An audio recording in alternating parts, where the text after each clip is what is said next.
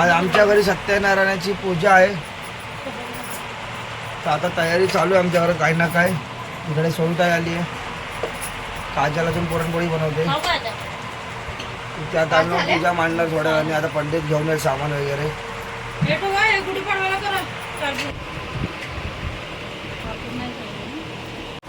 सगळं बघ ना, कळस बघ यावर, कळस वर नको घेऊ.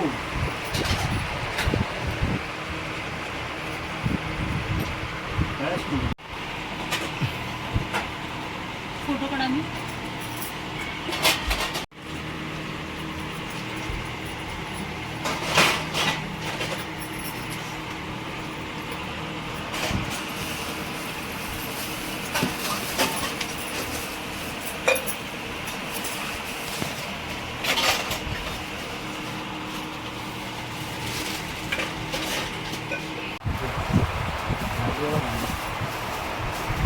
फोटो हा आहे.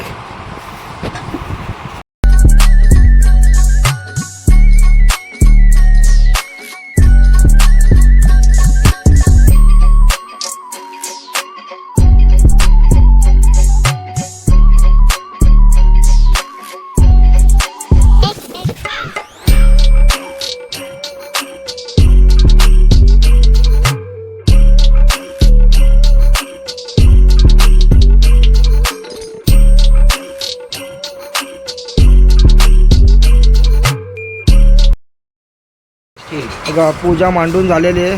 किती मस्त सजवली बघा पूजा, एकदम फुलं वगैरे लावून. ती चांगल्या प्रकारे वाटते बघा बघायला.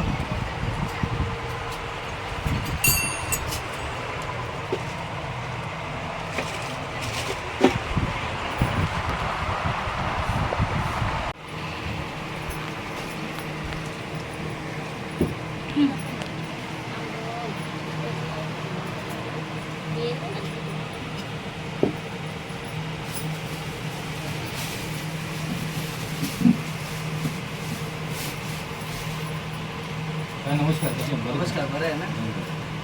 ऐक ना, काय रे, तेल तेल दिव्याला.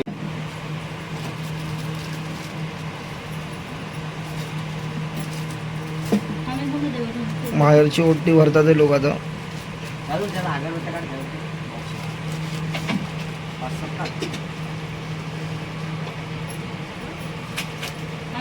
थांब. हां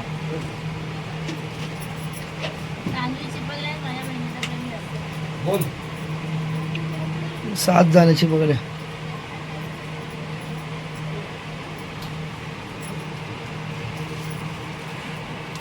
तेव्हा तर तामणा मध्ये गणपती ठेवायचा.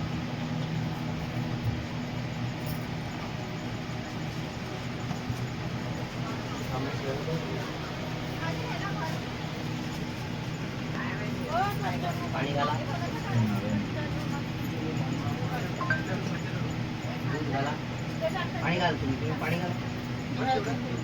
दूध आहे ना तिकडे, चमच्याने घाला. पाणी घाला, दूध घाला. आता सकल पूजनार्थी पूजन ओम गणेशे ओम प्राणाय विशिष्टाय वशिष्ठाय रुद्राय महाकालाय कलविकरणाय पूरा डिटेल में क्या क्या हो रहा है सब देखना पड़ेगा.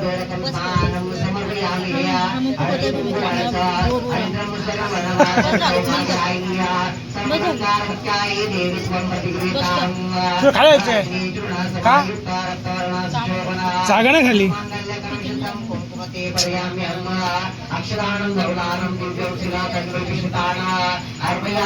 हात घेऊन बोलून बसायचे.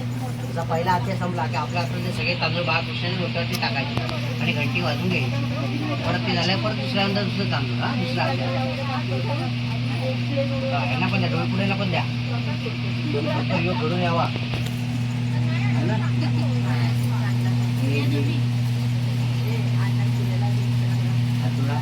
ओम श्री देवदेवताभ्यो नमः. सकल पूजनार्थी पूजन ओम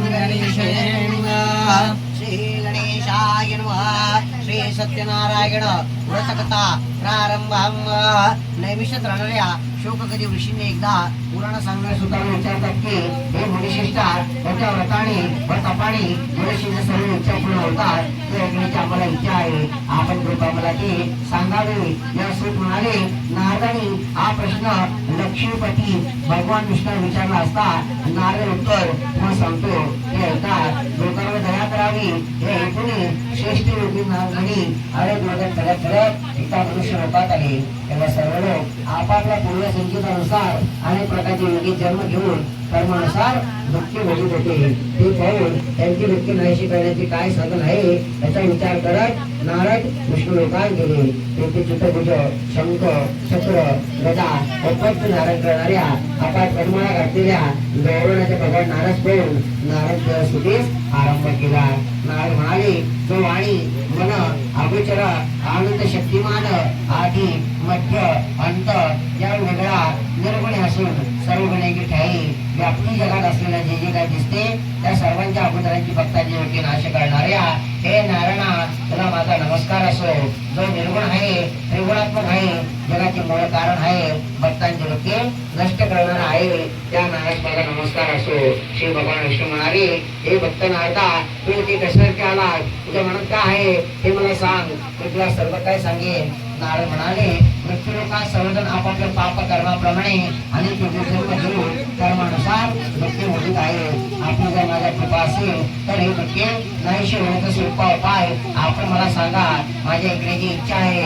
श्री भगवान म्हणाले, लोककारांच्या हेतूने तुम्हाला हा चांगला प्रश्न विचारला.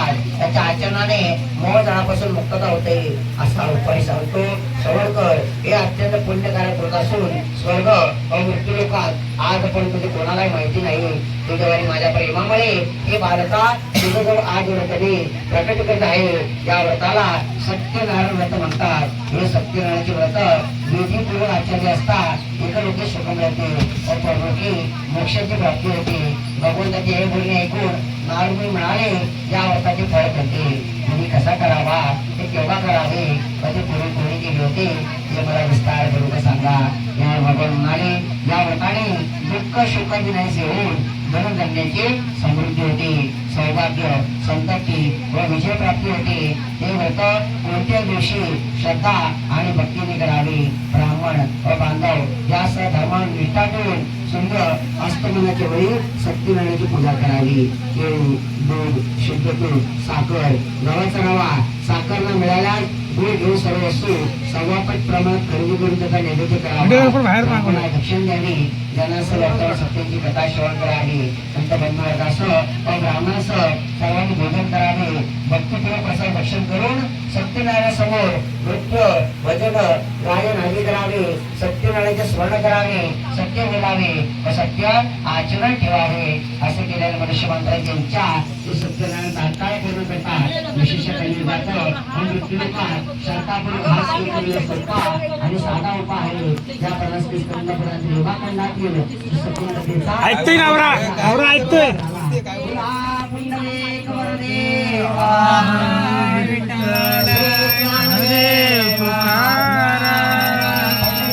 महाराज की जय. कृष्ण भगवान की जय. नारायण भगवान की जय. प्रोसेसिंग फास्ट झाली पाहिजे ती. यांना पण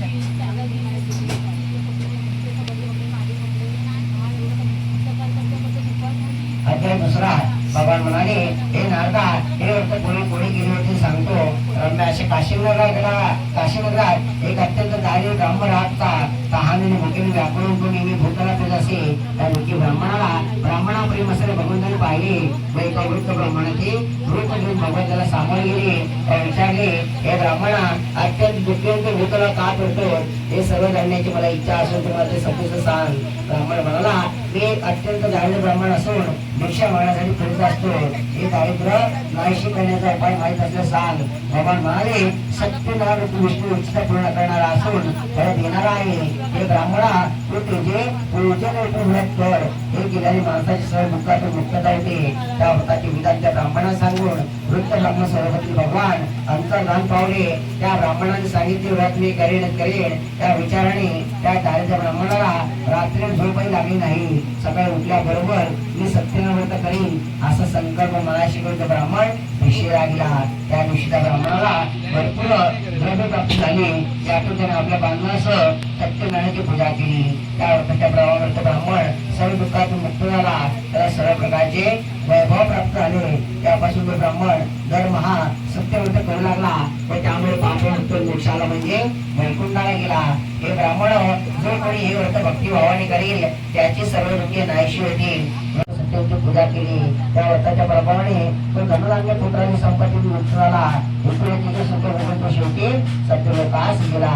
या प्रकारे स्कंदपुराण रेवाखंडातील सत्यंकतेचा द्वितीय अध्याय समाप्त झाला. बोला पुंडलिक वरदेव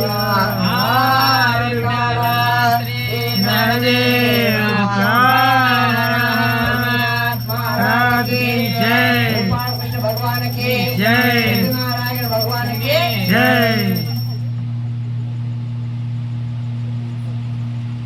अध्याय तिसरा. सुत म्हणाले, हे मुनियो, या संबंधी मी आणखी एक कथा सांगतो. एका कोणी लोकामक नावाचा एक सार्वभौम राजा होता. तो जितेंद्रिय सत्यभामी बुद्धिमान असून दररोज जीवनात जाऊन ब्राह्मणा ग्रंथ संतुष्ट असे. त्याची पत्नी पतिव्रता असून कमलमुखी होती. एके दिवशी नदीतीरावर पत्नीसह सत्यनारायणाचे पूजन करत होता. त्याच वेळी साधू नावाचा व्यापारी तिथे आला. व्यापारासाठी त्याच्याजवळ भरपूर धन होते. नदीतीरावर नाव उभे करून तो राजव आला व त्याच्या व्रताकडून नम्रपणे त्याने राजाला विचारले, हे राजा, भक्तुक्त अंतकरणात तू हे काय करत आहे? ते ऐकण्याची मला इच्छा असून तू मध्ये सविस्तर सांग. राजा म्हणाला, पुत्रादी संपदा प्राप्ती व्हावी म्हणून विष्णूचे अत्यंत तेजस्वी असलेले सत्यनारायणाचे व्रत मी आचरित आहे. राजाचे बोलणे ऐकून आदरणीय साधू म्हणाला, मला हे व्रत सविस्तर सांगा, त्याप्रमाणे मी ते करीन. मला ही संतती नाही, त्या व्रतामुळे ती निश्चित होईल. असे म्हणून व्यापारासाठी विक्रत न जाता तो संतती देणारे हे व्रत तिने आपल्या पत्नीने सांगितले व जर मला संतती झाली तर मी हे व्रत करीन असा त्याने श्री सत्यप्रभूस नवस केला.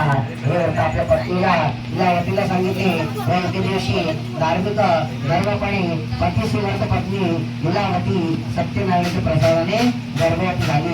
10व्या महिन्यात तिला कन्या रत्न झाले. शुक्ल पत्नीची कन्याक्रमाची दिवसेंदिवस वाढू लागली म्हणून तिचे नाव कलावती असे ठेवले. एके दिवशी लीलावती आपल्या पतीला अत्यंत मधुर गाण्याने म्हणाली, आपण पूर्वी म्हटल्याप्रमाणे सत्याचे व्रत का बरे करीत नाही? तेव्हा साधूने म्हणाला, हे प्रिये, तुमच्या विवाहासमोर हे व्रत करेन. अशा प्रकारे पत्नीला आश्वास व्यापार करण्यासाठी परगावी निघून गेला.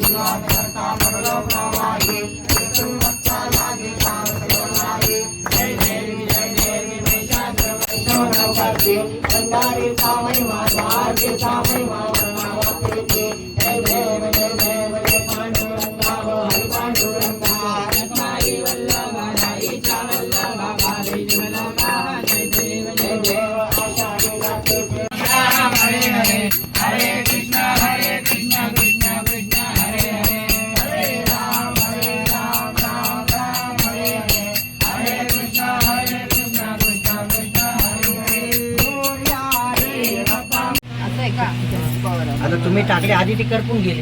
नाही, मी आधी नाही टाकली. सगळं झाल्यावर बंद केल्यानंतर पण ते गरम लागलं. वाफे झाले. प्रसाद बनवून झालाय. तर पाणी घ्या, नैवेद्य सोडून घ्या. ओम नैवेद्यम वैष्णसोपेतम नानाभक्षम समनितम आहारम मोक्षम भोजम नैवेद्यं प्रतिगृह्यतां प्राणाय स्वापानाय स्वाव्यानाय स्वाउदानाय स्वाहा समानाय स्वास्तप्रचालं कुप्रचालं नैवेद्य निवेदयामि नैवेद्यन्ति पाणीं समर्पयामि हे प्रार्थनापूर्वक नमस्कारं करोमि हे त्या टोपाला हळदी कुंकवाचं बोट तू नाही रे चमचा पाहिजे ते नाही पाहिजे. तुळशी गळाली ती काळी पडली. ठीक आहे त्या सत्यनारायणच्या समोर ठेवा वरती खाली वर नको समोर ठेव. त्या साईडला गणपती बाप्पा आहेत ना तिथं आधार घेते ह्याला त्या साईडला अन्नपूर्णा माता दादू घरच्या देवर आहेत.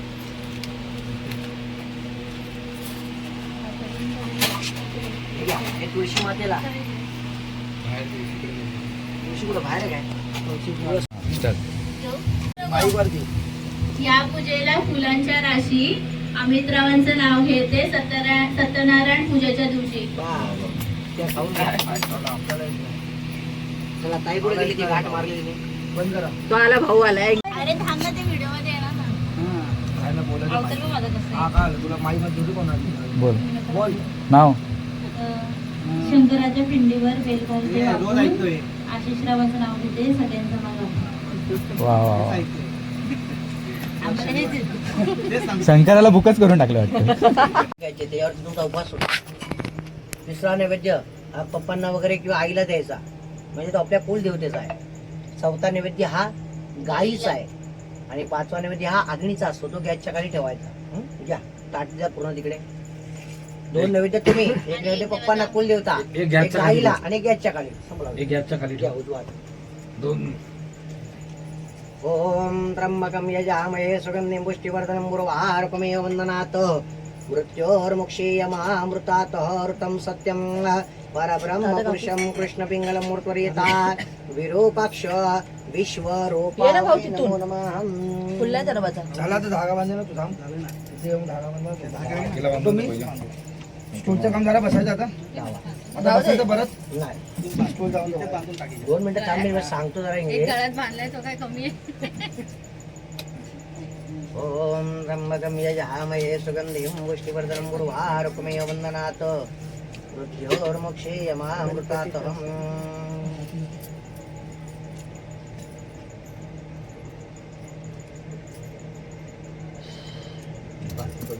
हे बघा उद्या दोघांनी सकाळी इथे बसायचं. सकाळी बसल्याच्या नंतर तेच हळदी कुंकू तांदूळ वेगळं काय नसतं त्याला.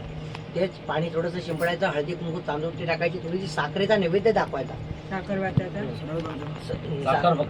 साखरेचा नैवेद्य दाखवायचा. बाकी सगळं काढून सगळं पाण्यामध्ये सोडून द्यायचं. तिथे वरती एक नारळ आहे ना आतमध्ये सत्यांची येतं तो नारळ देवाचा नारळ तुमच्या ओटीत भेटले 2 नारळ त्याचा सगळ्यांचा प्रसाद म्हणून करून खायचा आहे तुमच्या डोईपोडे परिवाराने. आणि बाकी तिथे जे काय पैसे वगैरे पडले असेल नंतर तर इथे जवळपास कुठं मंदिर असेल ना ते मंदिराच्या दानपेटीमध्ये नेऊन सोडून द्यायचे. इथे फळं आहेत ती फळं तुम्हाला प्रसाद म्हणून खायचे. आम्ही फळ नका दोघं पण. देवाचा आशीर्वाद म्हणून एखादा का होईना तुला जर तुकडा मारायचा असतो. ज्यूस पिता ना हा मग तो बनवून पी. पण प्यायचं काय ते करायचं. चल नमस्कार करा. आपल्यापेक्षा वयाने मोठे असतील त्यांचे पाया पडून घ्या पहिले. नाही याच्यावरती जातात. दोन्ही पण उभे राहते की मी पण सांगितलं अशा.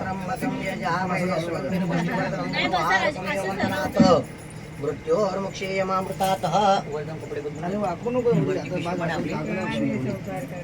राखीत जा वरती इथलं घेऊन.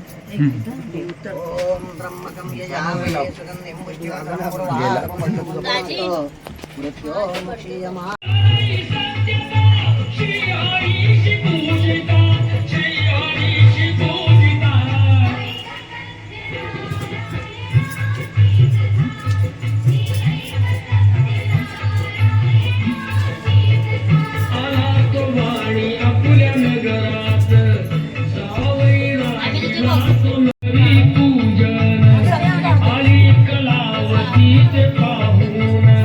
घरी सांगून तिने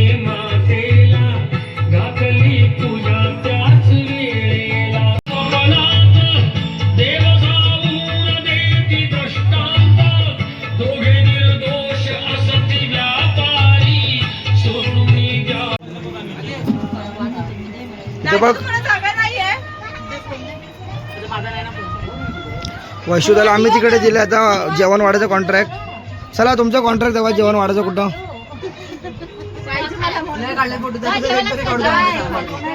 चला तुमचा कॅटर सर्व्हिस कुठे चालू दाखवा आम्हाला. आपलं कॅटर सर्व्हिस यांनी ते अम्माच्या घरी जेवणाचा बंदोबस्त केलेला आहे. कुठं जाते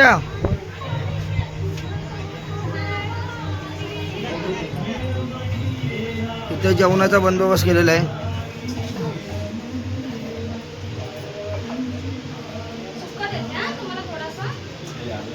नाशिकचं काही जेवण वाढते वाटतं सर्वांना.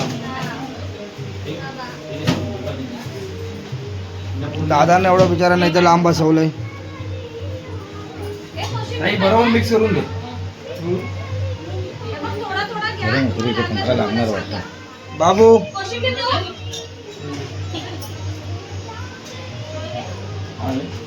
भरून घे.